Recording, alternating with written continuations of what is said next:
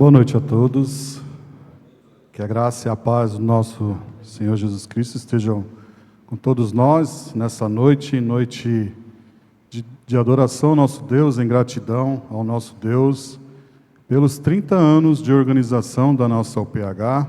E nós estamos aqui para louvar esse Deus que tem conduzido os homens dessa igreja, tem conduzido a nossa UPH, é motivo de alegria e de gratidão em nossos corações, por essa bênção de estarmos aqui. E durante esse período o Senhor tem levantado homens que têm conduzido nessa igreja, tem trabalhado nessa igreja, e nós somos gratos a Ele por isso. Feche seus olhos, nós iremos orar neste momento, uma oração de louvor e gratidão ao nosso Deus.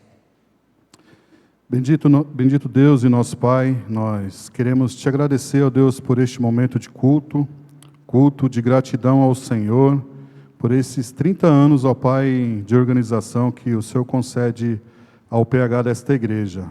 A nossa oração, ó Deus, que seja um tempo de louvor e adoração a Ti, que o Senhor, ó Deus, possa falar aos nossos corações através da Tua palavra, através, ó Deus, da mensagem que será exposta daqui a alguns tempos, que o Senhor, ó Deus, possa falar conosco, ó Deus, nos fortalecer, nos guiar, nos orientar, ó Deus, conforme o Teu querer e a Tua vontade. Que o Senhor, ó Deus, abençoe, Deus, os homens da nossa UPH, que o Senhor continue, ó Deus, a fortalecer a vida de cada um, para que possamos, ó Deus, como servos do Senhor, melhor Te servir. Essa é a nossa oração, com gratidão em nossos corações, no nome santo de Jesus. Amém. Convido a igreja que abram suas Bíblias em Isaías capítulo 12.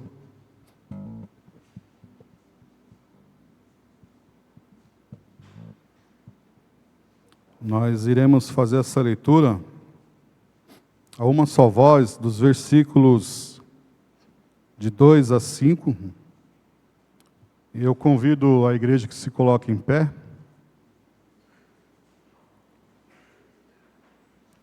para que façamos essa leitura todos juntos, a uma só voz, que diz assim a palavra do nosso Senhor: Eis que Deus é a minha salvação, confiarei e não temerei, porque o Senhor Deus é a minha força e o meu cântico. Ele se tornou a minha salvação. Vós, com alegria, tirareis a água das fontes da salvação. Direis naquele dia: dai graças ao Senhor, invocai o seu nome, tornai o manifesto os seus feitos entre os povos. Relembrais que é excelso o seu nome. Cantai louvores ao Senhor, porque fez coisas grandiosas. Saiba-se isto em toda a terra. Até os 5. Louvado seja Deus por isso. Este é um momento de adorarmos ao nosso Deus pela Tua graça, pela salvação em Jesus Cristo. E o versículo 5 diz assim: Cantai louvores ao Senhor, porque fez coisas grandiosas. Saiba-se isto em toda a terra. O Senhor, nosso Deus, enviou seu Filho amado Jesus Cristo para morrer por nós. Ele fez uma coisa grandiosa em nossas vidas. E nós devemos divulgar, como Isaías diz aqui na Tua palavra: saiba-se isto em toda a terra. Nós devemos ser sacerdotes que professam essa verdade àqueles que estão carecendo neste mundo perdido. Que louvemos ao nosso Deus neste momento com a nossa comissão de música, hinos de adoração ao nosso Deus.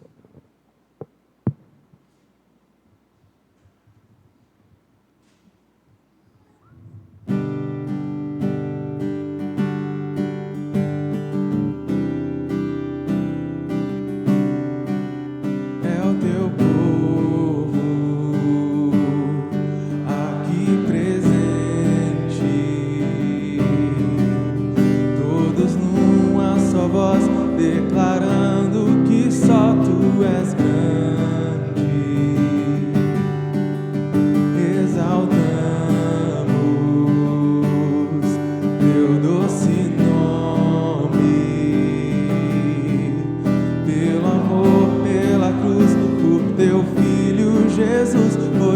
santo, sim, és digno de louvor e de ser adorado. És bondoso, Pai querido, dentre todas as coisas, tu és verdadeiro, Senhor.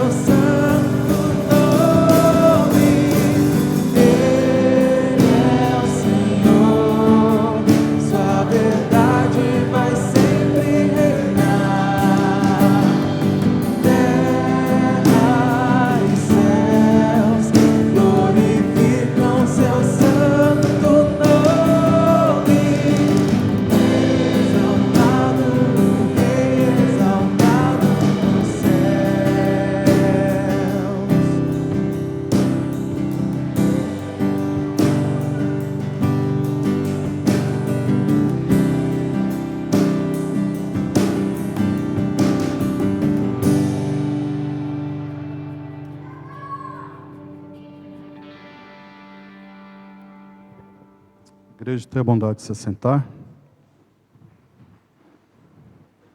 Convido os irmãos que abram suas Bíblias em Salmos, no livro de Salmo, capítulo 51, iremos fazer a leitura dos versículos 9 a 13.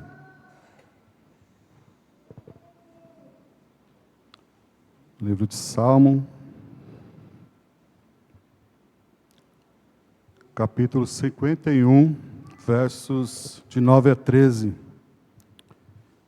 Diz assim a palavra do Senhor: Esconde o rosto dos meus pecados e apaga todas as minhas iniquidades. Cria em mim, ó Deus, um coração puro e renova dentro de mim um espírito inabalável. Não me repulses da tua presença, nem me tires o teu Santo Espírito. Restitui-me a alegria da tua salvação e sustenta-me com o espírito voluntário.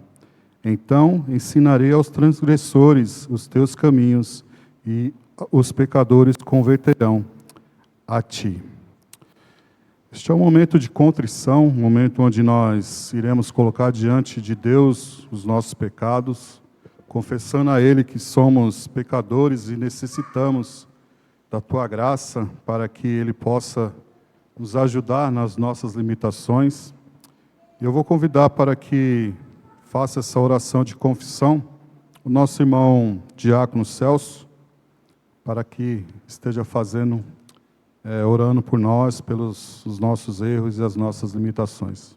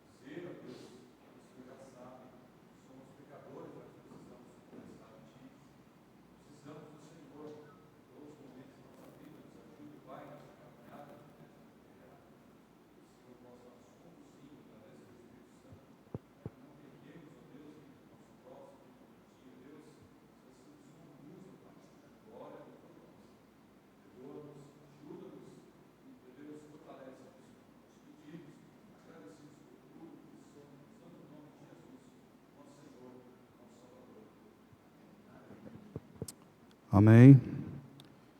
E agora eu convido os irmãos para que nós façamos a leitura em João 5, apenas o verso 24.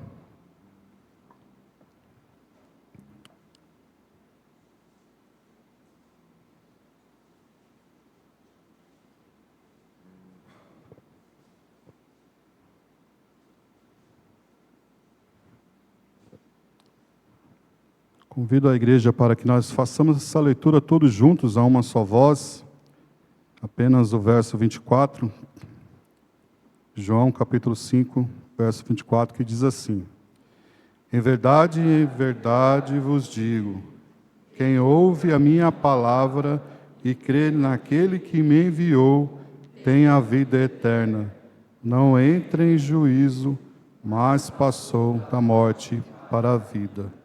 Essa é a nossa segurança, a segurança que temos na palavra de Deus e no nosso Senhor Jesus Cristo, aquele que morreu por nós, pecadores, e entregou sua vida para nos libertar dos nossos pecados, e hoje nós temos vida em Jesus Cristo.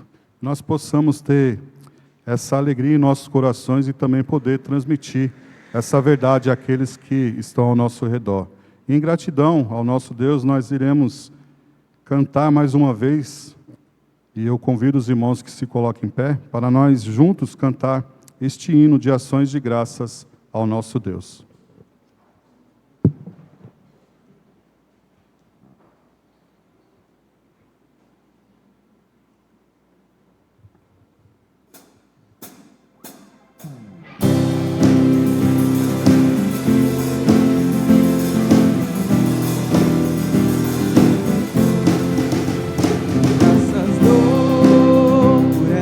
Vida, pelo bem, pelo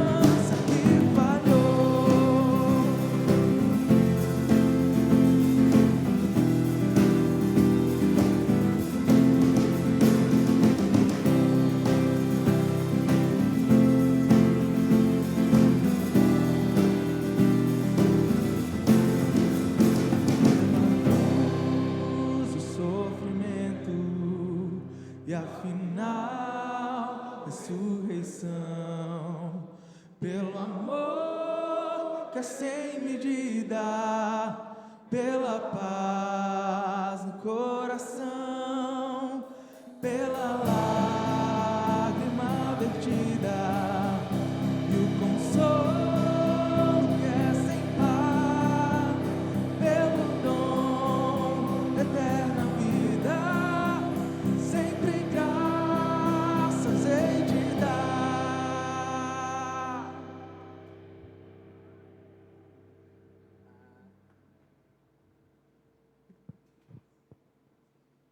Amém. Podemos assentar. Nós teremos uma oração de gratidão e intercessão pela nossa OPH, pela OPH aqui do Jardim Morada do Sol, pelos seus 30 anos, né, de organização, e também por todas as UPHs espalhadas aí pelo nosso Brasil, pelo trabalho masculino que tem sido realizado. E está aqui conosco o nosso presidente da nossa federação, João Paulo, presbítero João Paulo. Eu gostaria que ele estivesse orando, intercedendo e também agradecendo a Deus pelas nossas vidas e pelo trabalho masculino.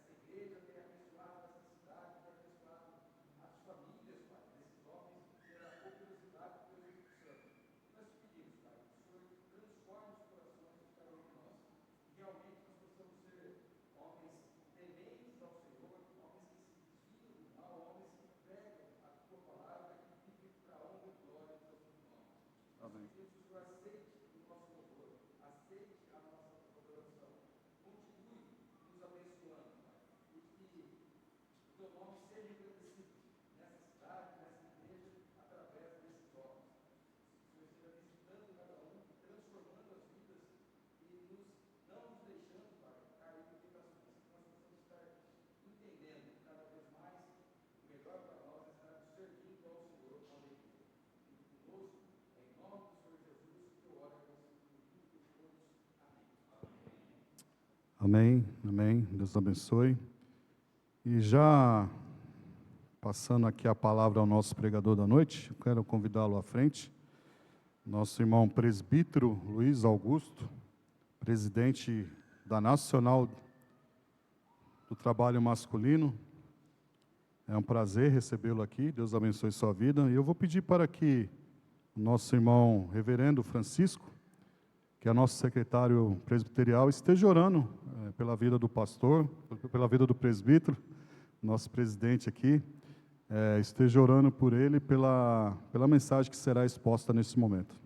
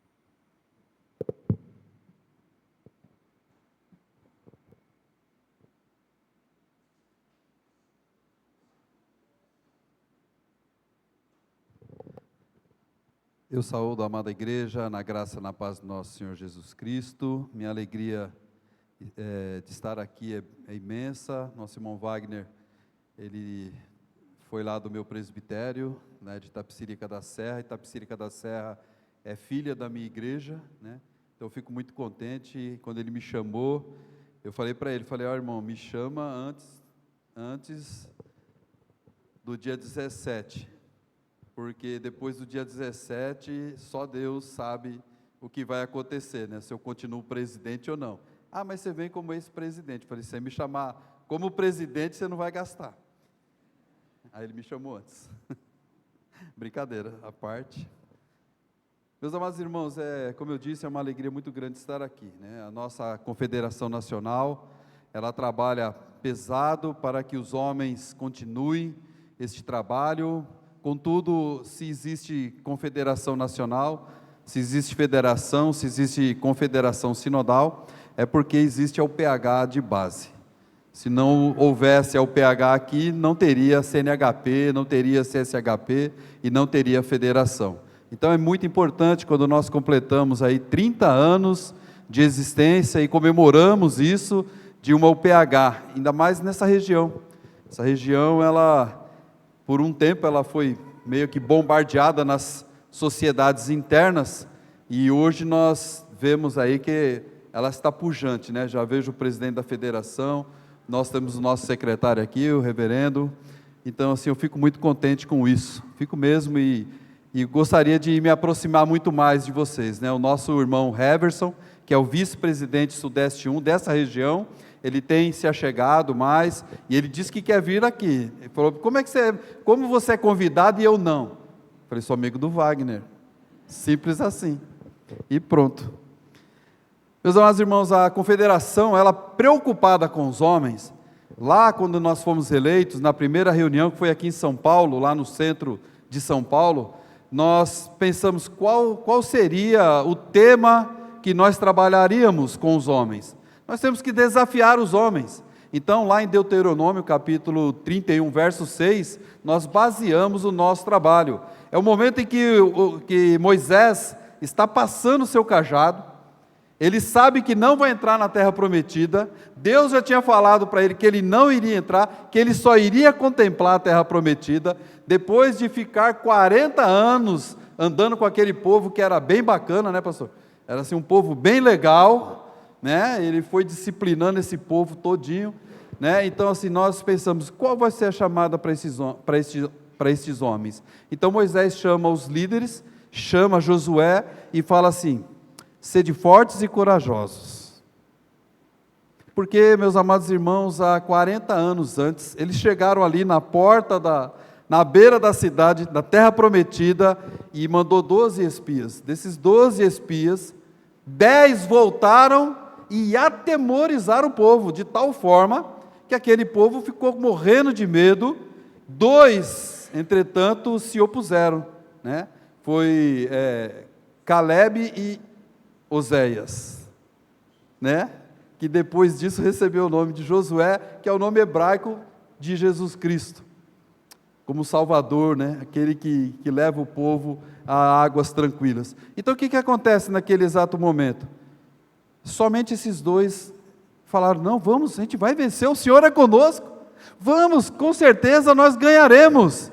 Contudo, aqueles homens atemorizaram o povo, e o povo ficou morrendo de medo. Só que Deus falou para Moisés, falou, de 20 anos para cima, nenhum desses homens entrará na terra prometida. E foram 40 anos andando no deserto. Agora ele chama aqueles homens de novo e fala, sede fortes e corajosos, não se atemorizeis, porque o Senhor estará convosco. E aí aquele povo então, naquele exato momento, Josué se tornou o líder, e aí logo no começo de Josué, Deus falando para Josué, Deus fala as mesmas palavras, ser forte e corajoso. Quando você vai ver Davi, quando está passando o seu reinado para Salomão, o que ele fala para Salomão? Sede forte e corajoso. Aliás, ele começa assim, ser homem, sede forte e corajoso. Isso virou uma palavra de incentivo.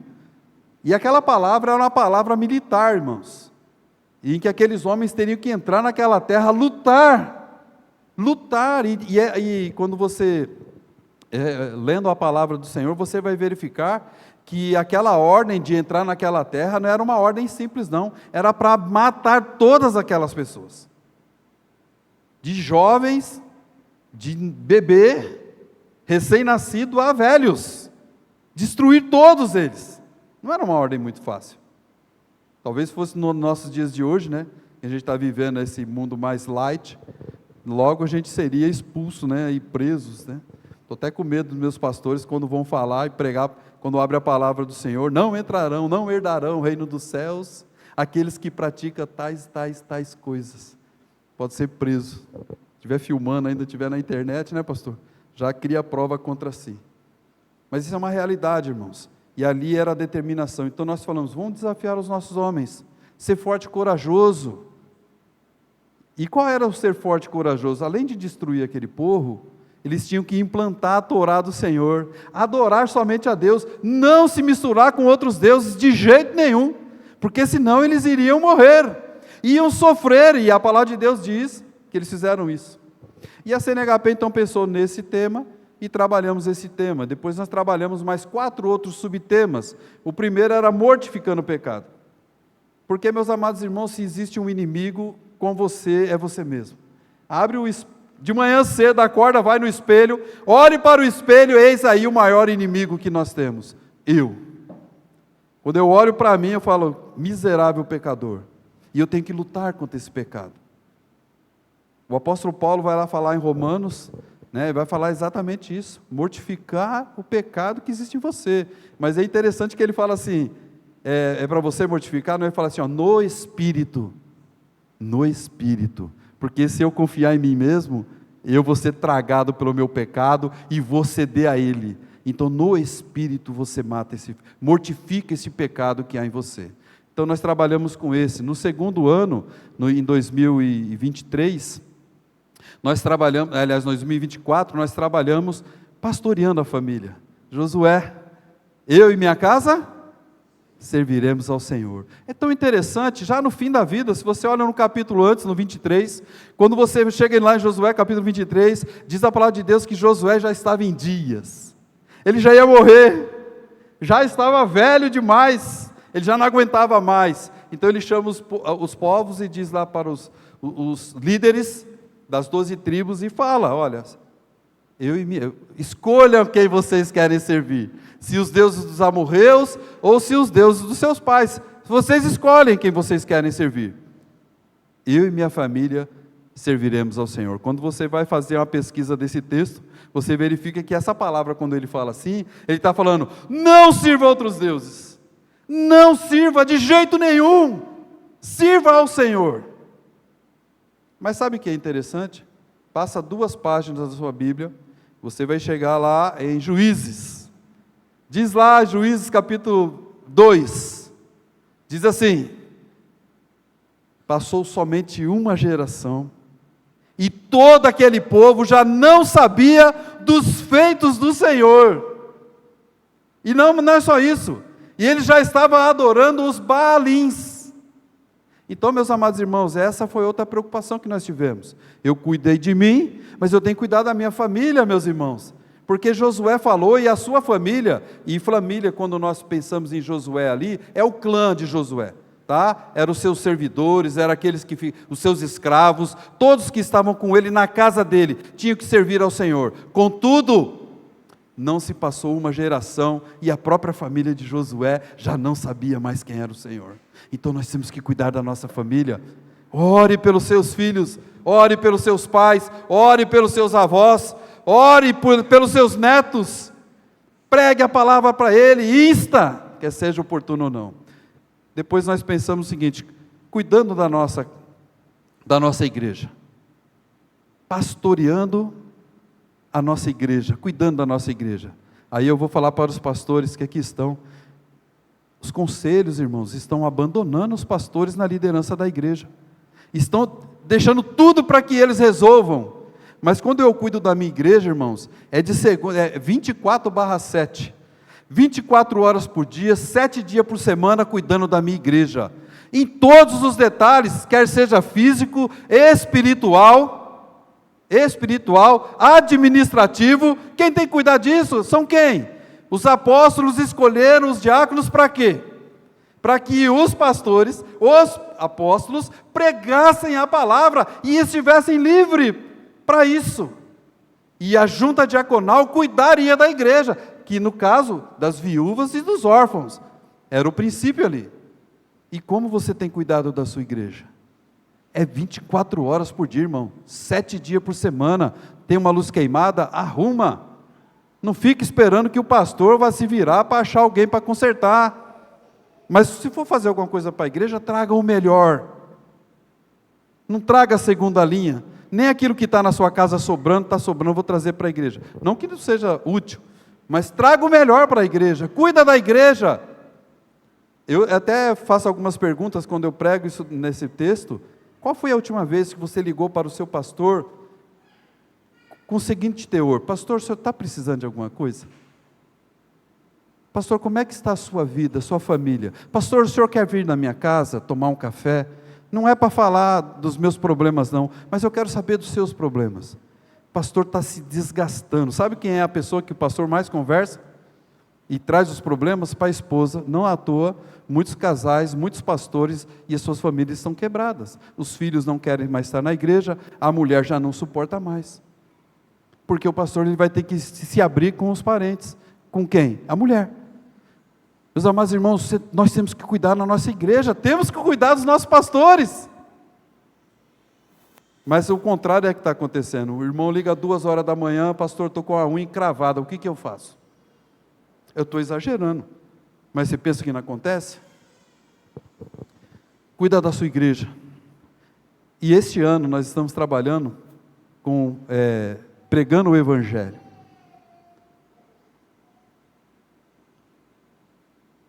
E é disso que eu quero falar com os irmãos nessa noite. Veja só, a gente trabalhou 4 temas nos 4 últimos anos. Cuidei de mim, cuidei da minha família, cuidei da minha igreja, agora eu vou pregar o Evangelho. Isso a gente faz por ano, um ano inteiro falando sobre isso. Mas eu quero dizer para vocês, todos os irmãos que aqui estão, você tem que fazer isso todos os dias na sua casa. Acorda de manhã, cuida de você.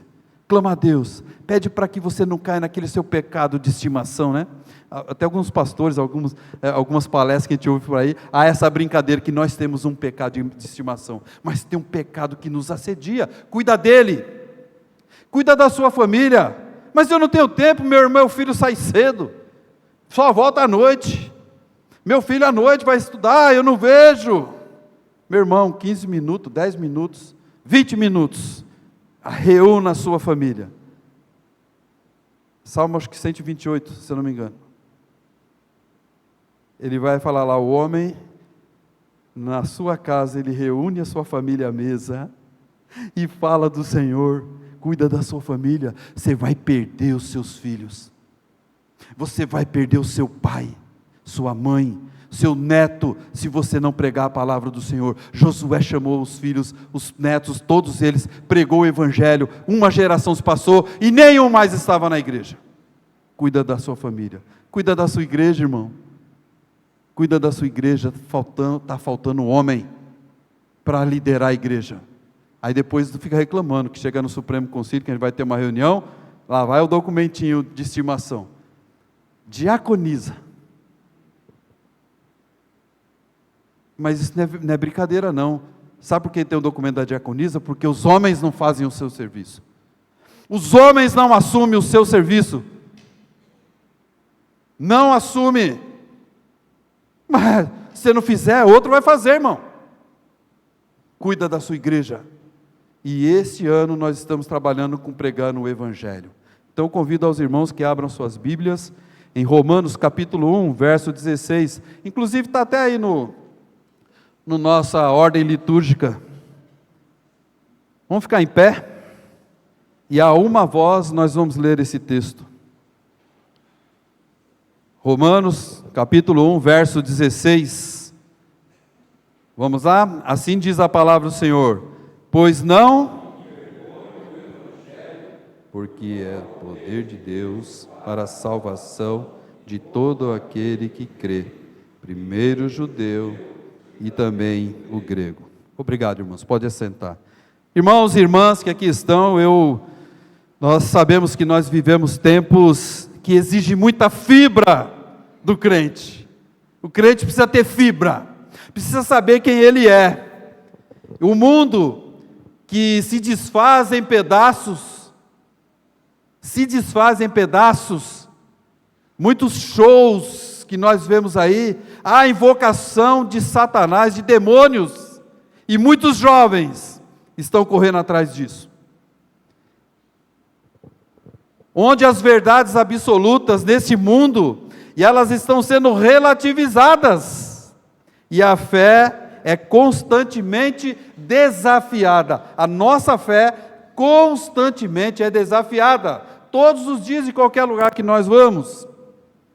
Mas a igreja nesse momento é chamada para se levantar,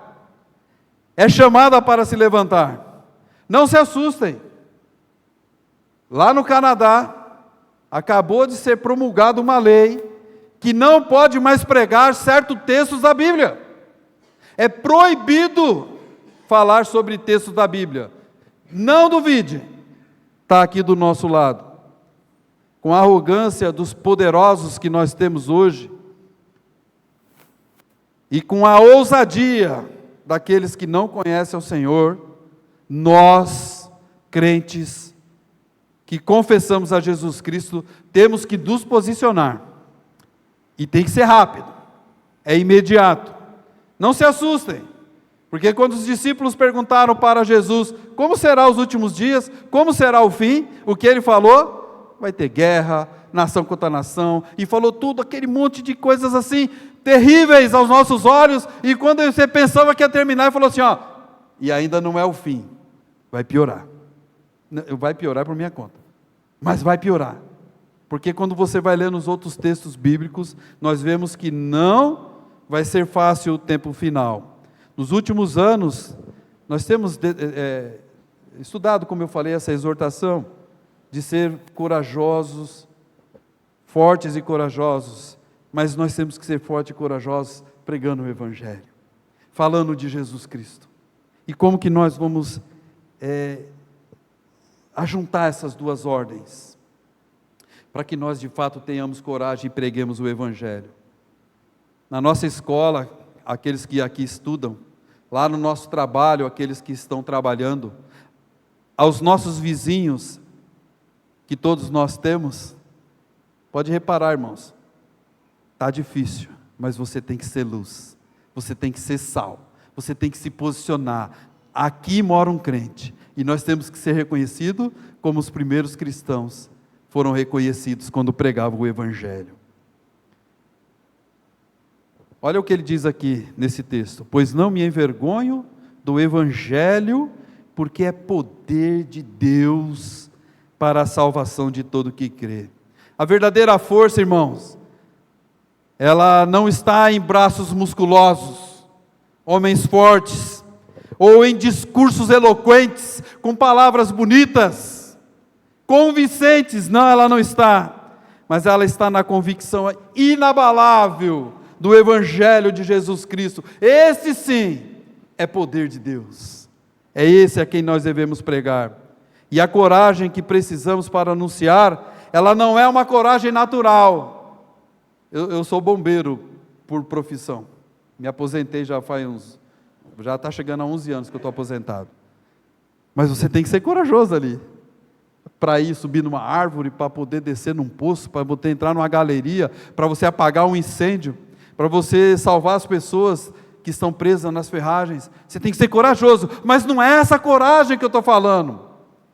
Essa coragem qualquer um pode ter, mas é a coragem que vem do Senhor, é uma coragem sobrenatural, é aquela coragem que o apóstolo Paulo chegou no Areópago, onde estavam ali todos os epicureus, todos os mestres, conhecedores. Era a mesma coisa que algum de nós aqui entrar ali na sala dos doutores de uma faculdade como a USP e começar a pregar o Evangelho.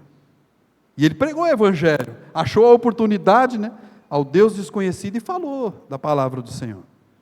Teve coragem, mas não é uma coragem que veio porque ele era o Paulo, conhecedor, que tinha muito conhecimento, que foi criado aos pés de Gamaliel, não.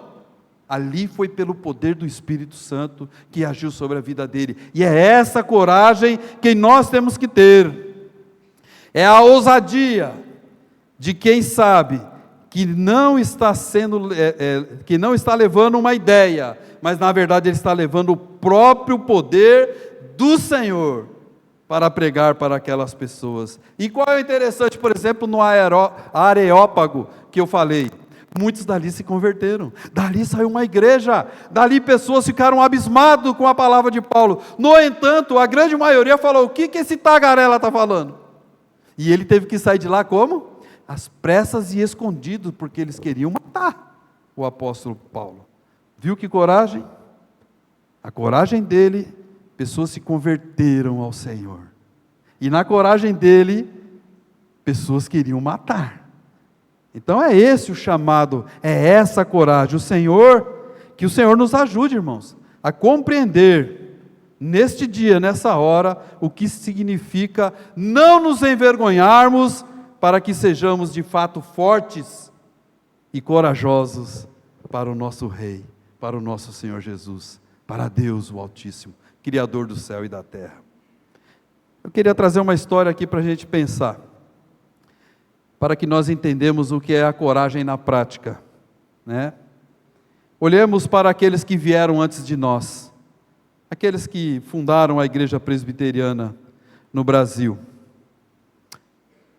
Eram missionários, pessoas que de repente Deus inflamou o coração deles, a vida deles mudou, eles se formaram. Ashbel Green Simonton foi tocado pelo Espírito do Senhor, encorajado, pegou um navio, atravessou os mares para chegar aqui no Brasil. Não é que nem você pegar hoje um desses navios maravilhosos, né, que vai com festa, com todo tipo de comida. Não, era algo precário. Pensem nisso, pensa naquele cenário caótico do século XIX, um país oficialmente católico, que tinha já expulsado os primeiros que vieram pregar a palavra do Senhor aqui, tanto tem a Confissão de Guanabara. Pensa nisso, ser protestante naquela época, irmãos, não era apenas uma questão religiosa, mas era um ato de contracultura que podia custar muito caro. Ser crente naquela época, aqui no Brasil, podia custar caro e ter morte. E os primeiros missionários, como eu disse, Ashbel Green Simonton, aportou em 1859, lá no Rio de Janeiro, e ele não veio com uma espada. Ele não veio com uma espingarda na mão. Ele veio com a palavra do Senhor. Ele veio munido com a palavra do Senhor, com a Bíblia na mão, para pregar o Evangelho. Ele também não veio com nenhum poder político.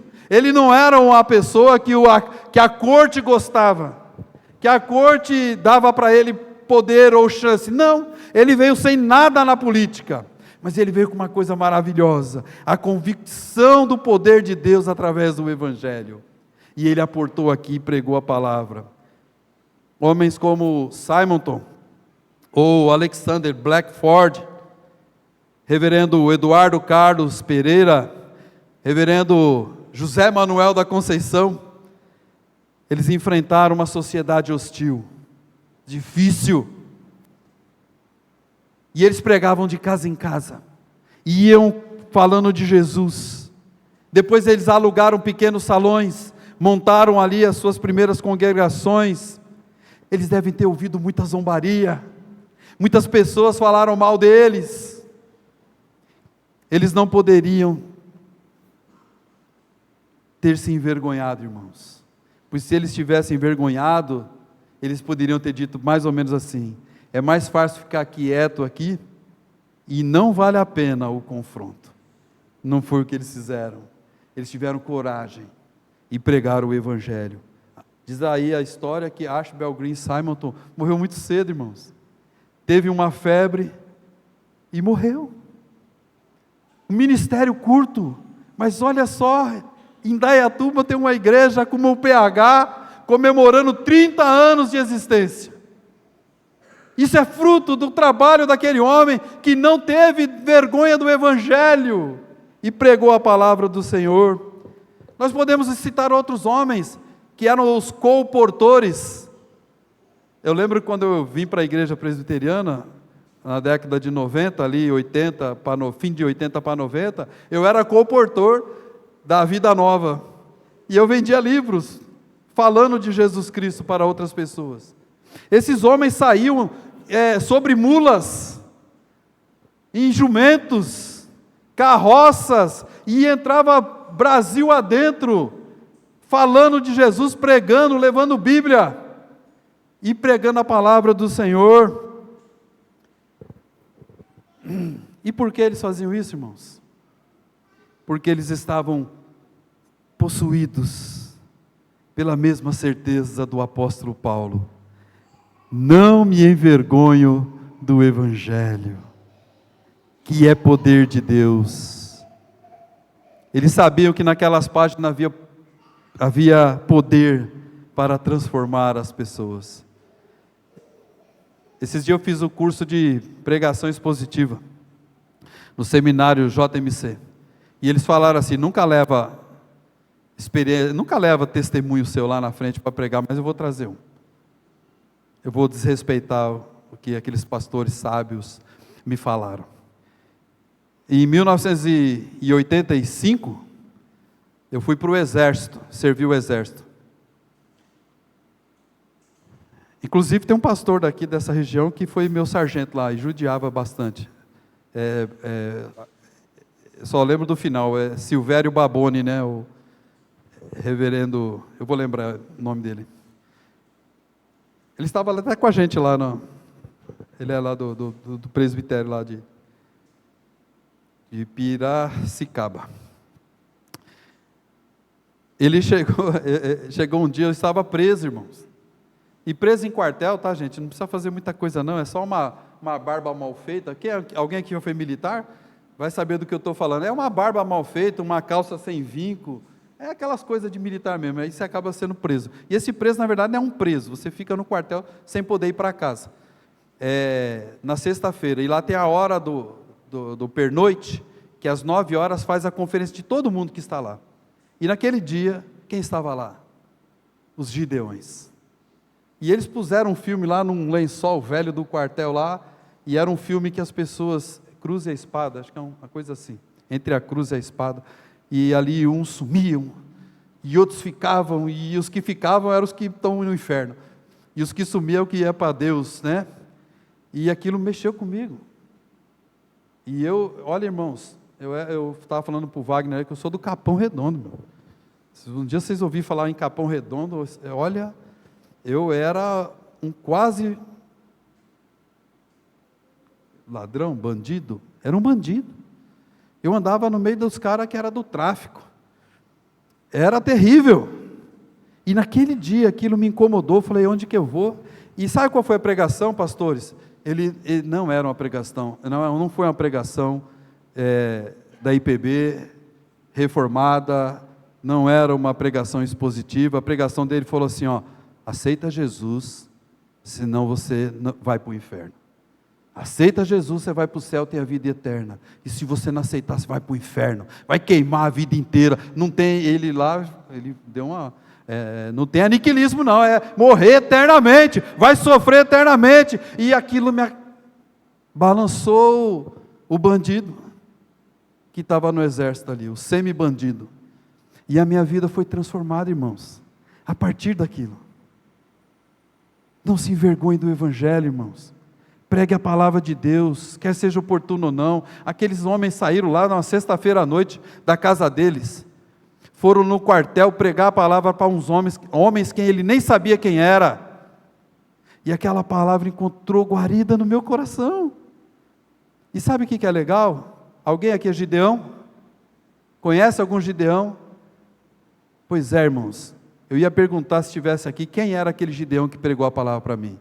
Porque até hoje eu não sei quem ele é. nem faço ideia de onde ele era, de que igreja ele foi, mas ele pregou o Evangelho e a minha vida mudou. E sabe qual é o mais legal? Talvez ele nem esteja vivo, estou falando de 40 anos atrás, 41 anos atrás.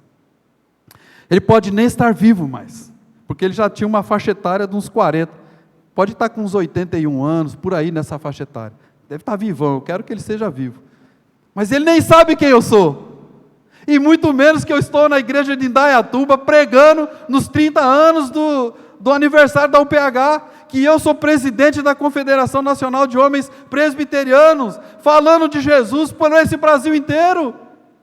Acredite no poder do Evangelho, é transformador, irmão, quebranta coração.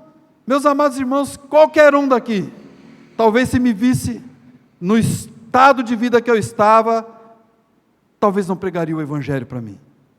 Isso é desperdício, é pérolas aos porcos. Eu era da noite.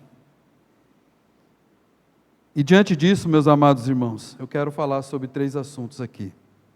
O primeiro é sobre a fonte da nossa coragem. Qual é a fonte da nossa coragem? A fonte da nossa coragem é a ausência de vergonha. Quando Paulo declara, eu não me envergonho, ele está tocando num ponto nevrálgico, irmãos, da fé. Na cultura greco-romana, a mensagem da cruz era um escândalo.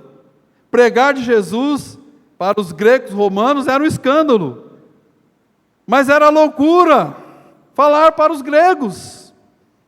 Falar do Messias crucificado era motivo de zombaria, mas Paulo não tinha vergonha de falar do Evangelho. E se não tivesse coragem, ele não pregaria o Evangelho, mas ele era levado pelo Senhor. Paulo, um homem educado, inteligente, culturalmente consciente, sabia que o Evangelho era visto com desprezo, no entanto, ele diz, eu não me envergonho do Evangelho. A vergonha humana paralisa. Conheci a minha esposa, porque eu não queria ser pentecostal de jeito nenhum, eu vinha de uma tradição católica romana, e eu não queria ser pentecostal de jeito nenhum, por causa daqueles movimentos que tem lá dentro.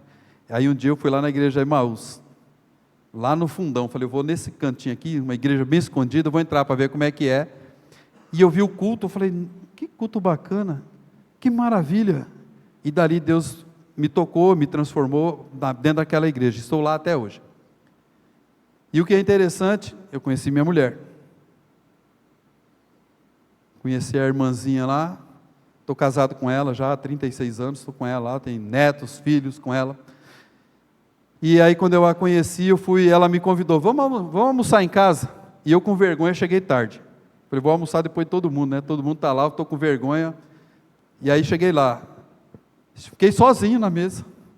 Fizeram um prato de comida até gostosa, eu gosto, moela de frango, sabe? Eu gosto pra caramba, aí tinha lá moela. Eu não consegui comer, porque eu estava com vergonha de comer na frente deles. Eu não consegui comer, fiquei na frente de um prato. A vergonha, ela nos paralisa. Ela nos paralisa. Lógico, eu trouxe uma coisa bem simples aqui, mas quando você chega na frente de certas pessoas, você não tem coragem de falar do Evangelho. Você não tem aquele Mário Cortella. Quem já ouviu, ele fala bastante, é um grande homem aí, ele conhece muito a Bíblia. Talvez qualquer um de nós aqui tenha medo de falar para ele do Evangelho, porque a gente vai ter vergonha de falar para ele, porque ele conhece. Às vezes a gente faz isso, não prega a palavra, porque ela nos paralisa, por causa da vergonha que nos paralisa, quando nós deixamos de anunciar Cristo com medo do que vão pensar da gente, a gente está cometendo um erro, irmãos. Medo de achar que nós somos antiquados. No meu tempo chamado de careta, né? Vai achar que você é careta, porque você fala de Jesus. Meus amados irmãos, a vergonha é o grande ladrão de almas. Você não tem oportunidade de falar de Jesus para uma pessoa porque você está com vergonha. Confiança, a confiança que nós temos, ela nos liberta. Quando você de fato está com Cristo, a teologia ela nos ensina que a nossa segurança, ela não está em nós mesmos, mas ela está em Deus. Quando você tem essa plena convicção de que é Deus quem trabalha por você, você não precisa ter vergonha. Fala de Cristo. A coragem para anunciar, ela não nasce de uma autoconfiança pecaminosa, irmãos. Não nasce. Mas ela nasce de um teocentrismo profundo na sua vida. Quando você chega nessa conclusão de Paulo, de eu não me envergonho do Evangelho, é porque, na verdade, não sou eu quem está falando, mas é Deus, é Jesus, é o próprio Deus em sua palavra que se manifesta através de nós. O apóstolo está dizendo aqui, meus amados irmãos, eu confio mais no poder da mensagem do que na capacidade dos ouvintes que possam querer me ridicularizar. Lembra que eu falei do Areópago? Esse tagarela, ele não tinha vergonha disso não, irmãos. Aliás, ele foi espancado algumas vezes, né? Dado até como morto, porque falou de Jesus Cristo. O segundo ensinamento que nos traz aqui é qual é o objeto da nossa confiança. Sabe qual é o objeto da nossa confiança? É o que o apóstolo Paulo fala aqui, é o poder de Deus. Paulo não apenas diz que não se envergonha, mas ele explica o porquê ele não se envergonha. Porque é o poder de Deus para a salvação. Esta é a alma da nossa fé, irmãos. O Evangelho não é um manual de autoajuda.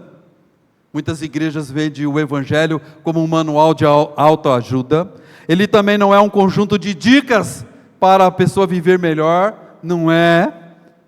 E também não é uma filosofia entre muitas outras que tem por aí. Não. O Evangelho é o próprio poder de Deus. E quando você vai buscar o significado dessa palavra poder, é dinamis, né? Dínamo. Que é mesmo que é para dinamite. É uma explosão, meus amados irmãos. O poder de Deus é uma explosão que acontece na vida das pessoas. Como aquele irmão que falou assim, você vai para o inferno. E a minha vida mudou ali. O poder da palavra de Deus.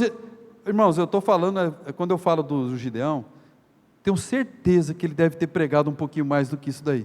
Tenho certeza que ele deve ter falado, lido o texto bíblico e tudo. Mas o que ficou na minha cabeça é: se você aceitar, você vai para o céu; se você não aceitar, você vai para o inferno. E ali eu ouvi poder de Deus, explodiu a minha cabeça, os meus conceitos, tudo que eu pensava, irmãos. É isso o poder de Deus. Ele é capaz de destruir tudo que você tinha no passado, para te dar uma vida nova, começar do zero. Esse daqui, meus amados irmãos, essa palavra de poder de Deus, ela é o poder espiritual na vida da gente. É a mesma palavra, como eu falei, essa palavra dinamis, ela é usada para descrever até os milagres de Jesus. Até os milagres que Jesus fez, era usado essa mesma palavra. O Evangelho é o milagre de Deus operando em escala espiritual nas nossas vidas, quebrando, irmãos.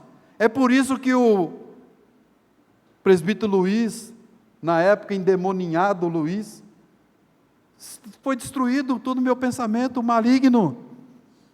E isso é o que faz com qualquer outra pessoa. Muda, transforma. O Evangelho ressuscita pecadores espiritualmente mortos.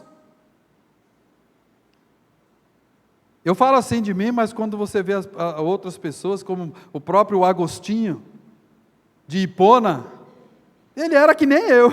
Eu acho que eu tenho uma semelhança nesse sentido com ele, do antes, né? Não do depois, que o homem é demais, né? Mas eu tenho uma semelhança com ele da mesma forma. Eu era praticamente agnóstico, como ele era. Ele não acreditava em Deus. Mas quando o poder de Deus entrou na vida dele, transformou. Acredite, transforma. Ali também há um poder judicial. Na cruz o poder de Deus satisfaz a sua própria justiça. O pecado que nos escravizava, que nos condenava anteriormente, foi derrotado. Pelaquela morte vicária nós comemoramos esses dias, a ressurreição de Cristo, a Páscoa, a morte e ressurreição. Aquilo ali já foi derrotado. O poder do Evangelho é o poder para declarar um culpado como justo, sem violar a lei, mas cumprindo perfeitamente a lei de Jesus. Esse poder também ele é transformador, irmãos. O Evangelho não apenas nos declara justificados, na verdade, mas também nos liberta do domínio do pecado. E aí entra o poder da santificação, que é o passo a passo. É aquele que você vem aqui entrando na igreja, quando você se converte, falando palavras torpes, pensamentos errados, sofrendo por causa de outros problemas, vícios, todos eles. E quando você entra na igreja, o poder de Deus vai te transformando, e o processo de santificação vai acontecendo, e aquilo é um poder transformador, a vida muda. Naquele momento, ela quebra correntes de vícios, ela cura mágoas profundas, e ela também nos dá um novo coração. Então, por que isso nos torna corajosos, irmãos? Porque o resultado da pregação, ela não depende de nós. É por isso que nós devemos pregar sem ter medo, porque não depende de nós, não depende do nosso total conhecimento. Se fosse assim, os primeiros apóstolos eram o quê? Tanto é que quando Pedro prega, quase que eu caio num trava-língua aqui, né? Quando Pedro prega, o que as pessoas falam? Que ele não é o pescador?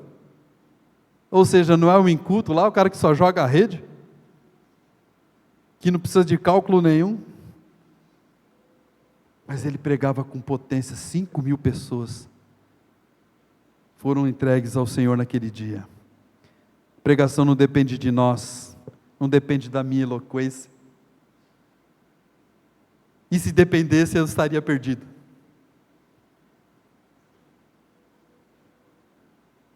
Mas o poder de Deus, irmãos, ele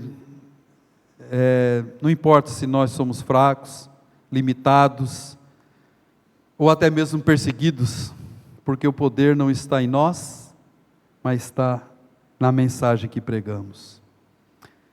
Terceiro ponto que nós podemos ver aqui é o alvo da nossa missão. Qual é o alvo da nossa missão? O apóstolo Paulo acabou de falar. É o poder de Deus para o quê? Para a salvação de quem? Do pecador. Para a salvação do pecador. Finalmente, Paulo nos mostra o alvo. Você é chamado, irmãos, para pregar o poder de Deus para o pecador.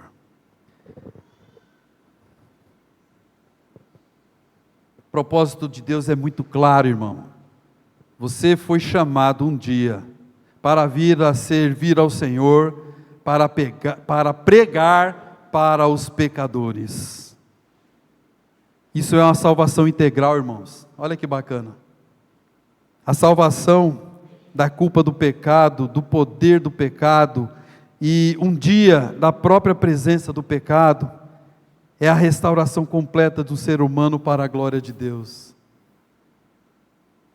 Eu não sei, irmãos, quantas pessoas já ouviram o Evangelho através da sua vida, através do seu testemunho, através da pregação da sua palavra, mas quando um arrependido chega diante de você e ele se transforma, ele se entrega a Jesus e ele vive para Jesus, é uma alegria muito grande no nosso coração. A salvação universal aqui é mostrada de uma forma geral, de todo aquele que crê. Não há barreiras, irmãos, não há barreiras. Eu posso pregar a palavra para quem eu quiser, aonde eu quiser, não importa para quem, se branco, se negro, se gay, se homem, se mulher, não importa, prega a palavra, o Evangelho é para todos, irmãos, o Evangelho é para todos, para ser pregado para todos, por favor, entendam isso. Não quero aqui desconstruir o que João falou, João 3,16, né? Não quero desconstruir de jeito nenhum. A palavra é para ser pregada para todos. Não há limite, não há barreira. Pregue o evangelho, insta, quer seja oportuno ou não, fale de Cristo Jesus. É o poder da salvação para salvar os pecadores. Se aquele Gideão tivesse olhado para mim, quem eu era, não pregasse para mim, eu não ia saber quem era Cristo. Eu sei. Eu sou salvo e eu tenho certeza da minha salvação. Eu sei que Jesus ia me buscar, de uma forma ou de outra. Mas Deus usou aquele homem para pregar o Evangelho. Aqui nossa coragem agora é direcionada. Eu prego para os pecadores. Nós não somos corajosos por ser corajosos, irmãos. Mas nós somos por amor às almas perdidas. Nós somos corajosos pelas almas perdidas. E também quero dizer uma coisa aqui, irmão, se você tem algum problema com um tipo de pecado, não vai se desafiar naquele pecado, no lugar onde só tem aquele pecado, não. Se você gosta de beber um negocinho, se você gosta, não vai ficar lá em local, em ambiente que está regado desse tipo de coisa. Vai pregar o Evangelho, mas saiba que você também não pode ficar desafiando o pecado, não. Se você tem problema de falar demais dos outros, por exemplo, mulheres, né, não fica no salão de cabeleireiro o dia inteiro, não. Que as mulheres que sabem, que frequentam, que vai em salão de cabeleireiro, sabem muito bem do tipo de nível de conversa que rola naquele ambiente. Eu falo isso, pastor, até porque eu consertei do lado da minha casa tem um salão de mulheres lá, de cabeleireiro. E eu fiquei lá consertando uns encanamentos uns dias para ela, pedido. E ali eu escutava coisas que eu falava, parece que eu estou no boteco, lá no Capão Redondo, lá escutando a mesma conversa. E vindo das mulheres. Tome cuidado, irmão, também não vá se desafiar dessa forma, mas a gente tem que falar. Nós devemos falar como o apóstolo Paulo falou. Ele olhava para os gregos da sua época, que na verdade eram indiferentes. Ele olhava para os católicos nominais, os espíritas daquela época, os descrentes, mas ele via almas pelas quais Jesus Cristo morreu. E é isso que ele via. Ser forte e corajoso para anunciar o Evangelho em 2026 significa ter compaixão, meus amados irmãos, das almas que estão perambulando por essa cidade. É olhar para o seu vizinho, como Paulo olhou para aquelas pessoas. É olhar para o seu colega de trabalho, o pior, qualquer um que não seja de Cristo. É olhar para aquele seu familiar que está distante e enxergar nessas pessoas alguém que precisa do poder de Deus para ser salvo. Não olhar com seus olhos pecaminosos, mas olhar com os olhos de Cristo. Significa, meus irmãos, que crer que mesmo com aquela cara feia, de recusa inicial de uma pregação, o poder de Deus está agindo. Eu nem lembro da minha cara que eu fiz para aquele crente, mas ela tocou no meu coração. A nossa tarefa é semear, é regar, e a gente sabe quem dá o crescimento é Deus. Eu quero fazer 3 aplicações rápidas aqui para os irmãos. A primeira que eu queria fazer para vocês é um pedido. Examine o seu coração. Faça um autoexame da sua vida, do seu coração. Você tem se envergonhado do Evangelho do Senhor? Em quais situações você se silencia para se proteger? Você não fala de Jesus Cristo para se proteger. Arrependa-se, irmãos, dessa vergonha. Peça a Deus um espírito de ousadia, como o dos apóstolos e dos nossos pioneiros. Esses dias eu vi um desses posts que tem no Instagram falando de todos os apóstolos. O que aconteceu com cada um? Todos, a não ser João, que morreu preso, todos, a maioria, ou foi crucificado de cabeça para baixo, ou foi decapitado. Não está na Bíblia, mas a história registra, ou foi decapitado, ou foi crucificado. A segunda aplicação é: confie no Senhor, e não no método, Nós vivemos uma era de técnicas e estratégias. Eu sei que elas têm o seu lugar. Os pastores têm que pensar na igreja. Eles têm que pensar como é que eles vão fazer para ganhar a paróquia, né? Essa região. O que ele vai fazer? Ele tem que pensar, lógico. Elas têm o seu lugar, mas não são poder de Deus. Não são. Não confie em programas extremamente criativos para atrair pessoas, mas confie na pregação simples e fiel da palavra de Deus. O poder está, na verdade, na mensagem da palavra, e não no nosso entretenimento. Muitas igrejas aí que estão se rendendo aos entretenimentos para ficar cheia, e estão esquecendo da palavra de Deus. Terceiro, ame o pecador, irmão. Ame o pecador. Olhe para o judeu e o grego que está ao nosso redor.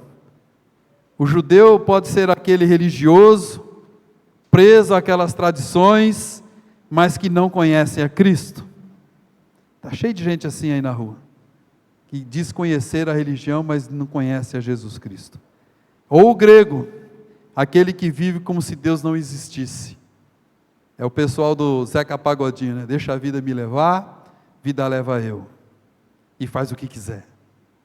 Pode fazer o que quiser que não tem problema. Ambos, irmãos, precisam da salvação de Cristo Jesus. Ambos merecem ouvir da nossa boca as boas novas do céu. Como um dia eu ouvi, muitos aqui tenho certeza que devem ter se convertido, não igual a mim, mas parecido comigo.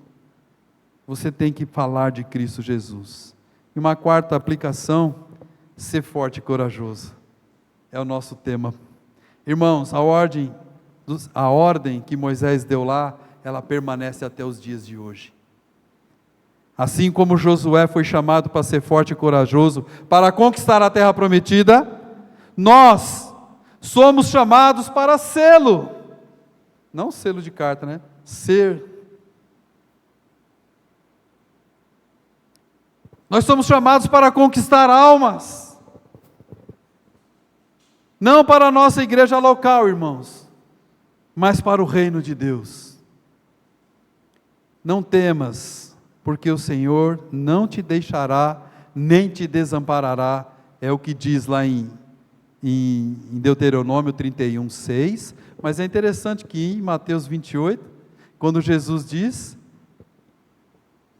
para nós irmos pregar, até onde? E o que ele vai falar? Eis que estou convosco todos os dias. Confie no poder de Deus. Eu quero concluir, meus amados, a nossa tarefa como homens presbiterianos, agora com 30 anos de idade, em 2026, ela está muito clara, muito clara.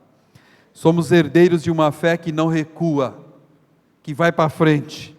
Nós somos herdeiros de homens como Paulo, que disseram, não me envergonho do Evangelho, como Ashbel Green Simonton, que saiu lá dos Estados Unidos para pregar aqui, como José Manuel da Conceição, que saiu lá para poder entrar aqui no interior de São Paulo, pregando o Evangelho a todas as cidades que aqui tinham.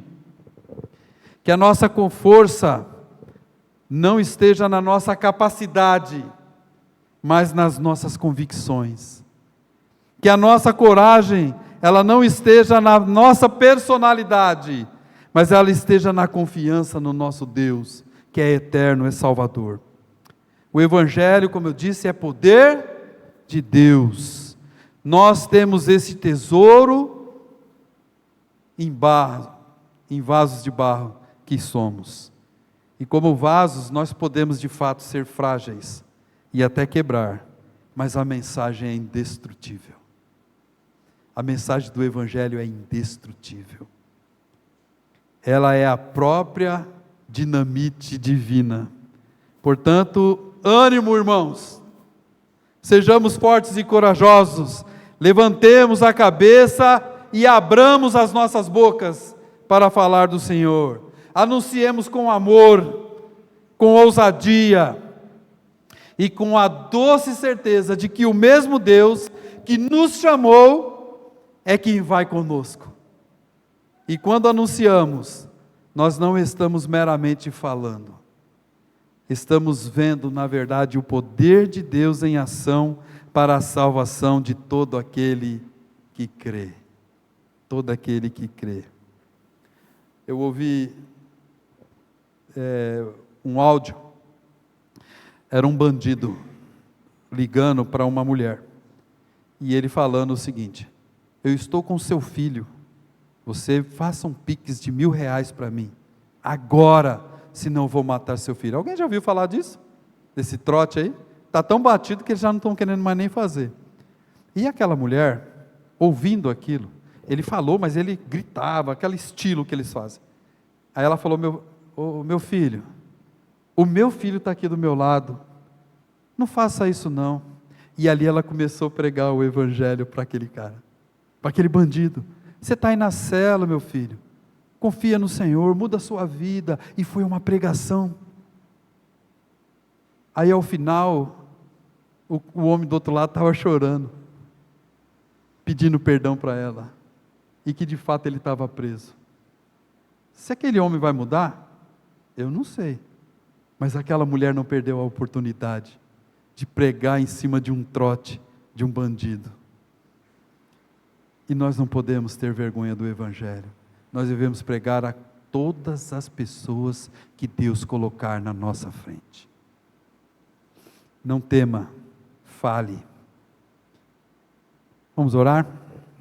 Encerrando, vou ficar em pé. Glorioso Deus e tão bondoso Pai, cuja presença estamos, a Tua palavra foi lida. Ó Deus bendito, que ela encontre guarida em nossos corações.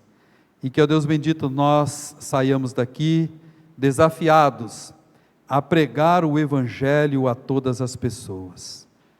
Ó Deus bendito, eu peço perdão pelas muitas vezes, ó Deus, que nós nos envergonhamos de pregar a Tua santa palavra. Sabemos, ó Deus, que de fato somos fracos, mas, ó Deus bendito, nos dá força, para que nós vençamos a nós mesmos, e assim preguemos o Evangelho como deve ser pregado. Peço também, ó Deus, ousadia, através do Teu Espírito Santo. Nos transforme como o Senhor transformou o apóstolo Paulo miraculosamente.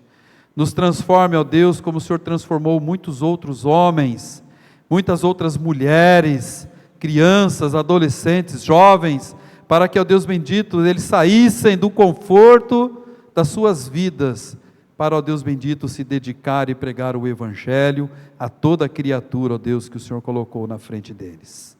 Ó Deus bendito, eu peço pelos perdidos que estão aí, ó Deus, clamando por este poder, que, ó Deus bendito, o Senhor os coloque em nossas vidas, para que sejamos, ó Deus, vasos de bênção na vida deles. Ó Deus bendito, transforma as pessoas com quem nós já conversamos, com quem nós pregamos o Teu Evangelho, para que haja conversão, mudança de vida e, ó Deus bendito, arrependimento. Ó Deus bendito, eu clamo e agradeço pelo poder do Evangelho em nossas vidas, em nome de Jesus, amém. Assentai-vos, irmãos.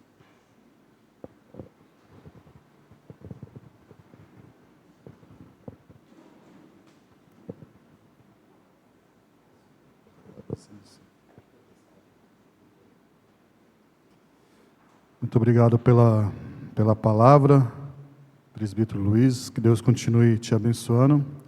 Em resposta à mensagem pregada, nós iremos, neste momento, entoar o hino 282, a grande comissão, e eu convido que os irmãos se coloquem de pé novamente, para junto cantarmos este hino.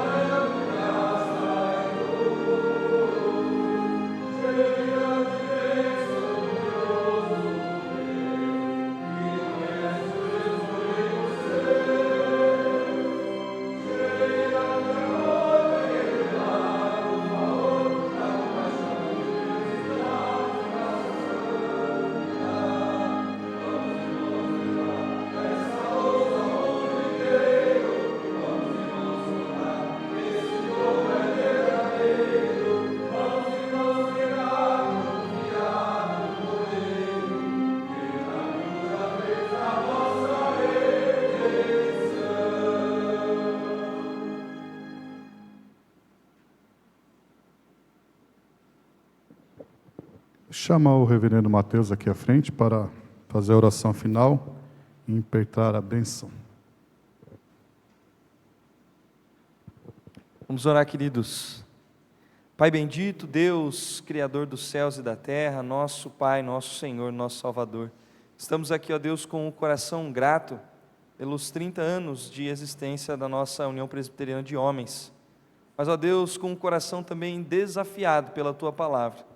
Em, ó Deus, compartilharmos, sem vergonha, do Evangelho que é o Teu poder, que transforma vidas, ó Pai, que alcança o pecador e dá a ele a vida eterna, ó Deus, que foi comprada, conquistada pelo Teu Filho Jesus, ao derramar o Seu sangue naquela cruz por nós. Deus, o nosso coração, neste misto de gratidão e desafio, pede a Ti, ó Deus, coragem. Nós precisamos, ó Deus, da ousadia que vem do Teu Santo Espírito, para que continuemos, ó Pai, não apenas na manutenção de uma sociedade interna, mas que como centro dela, o Senhor, ó Deus, nós preguemos o Teu Evangelho, que nós vivamos, ó Deus, para a Tua honra e para a Tua glória, e que mais homens sejam abençoados e transformados em pescadores de homens, para que outros também sejam alcançados, ó Deus, através da pregação do Teu Evangelho. Eis-nos aqui, ó Deus, usa-nos como Teus instrumentos, para que, assim como outros foram utilizados, a fim de que nós pudéssemos ouvir, ó Deus, a mensagem maravilhosa da salvação, também possamos ser boca do Senhor na vida daqueles ao nosso redor.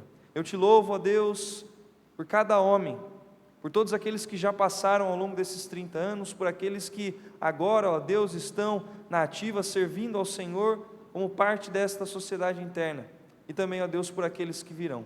Abençoa cada um deles, ó Pai, derrama da Tua graça, os fortaleça, Senhor. E também, ó Deus, eu te peço, por nossa vida, por nossa família, por nossa igreja, como foi o desafio deste quadriênio da Confederação Nacional de Homens Presbiterianos, Senhor. Pai, muito obrigado, porque o Senhor é aquele que nos fortalece para que vençamos o pecado, mortificando-o dentro do nosso coração. O Senhor, ó Deus, é que constrói a nossa família, como diz o salmista, que se o Senhor não construir a casa, em vão trabalham aqueles que a edificam. E o Senhor é o dono da igreja, ó Deus. Igreja é esta que vencerá as portas do inferno, como disse o Senhor Jesus. E que assim, ó Deus, como o Senhor conduza nós, nossa família e a igreja, também, ó Deus, conduza o avanço do Teu Evangelho, para a honra e glória do Teu santo nome. Muito obrigado, ó Deus, pela vida do presbítero Luiz. Continua derramando, ó Deus, as Tuas bênçãos sobre ele, sua família e sua igreja. Ó Pai, também a este congresso que haverá nos próximos dias da nossa Confederação Nacional. Ó Deus, nós dependemos do Senhor. E, mais uma vez, entregamos e dedicamos nossa vida a Ti, para a honra e glória do Teu santo nome, em nome de Jesus. Amém.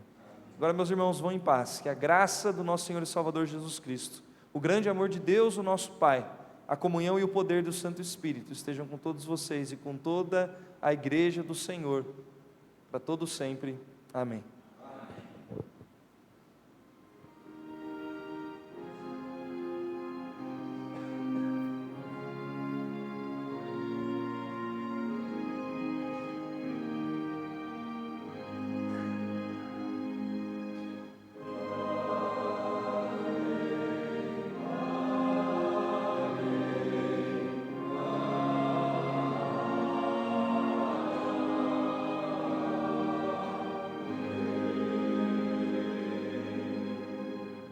A igreja pode se sentar.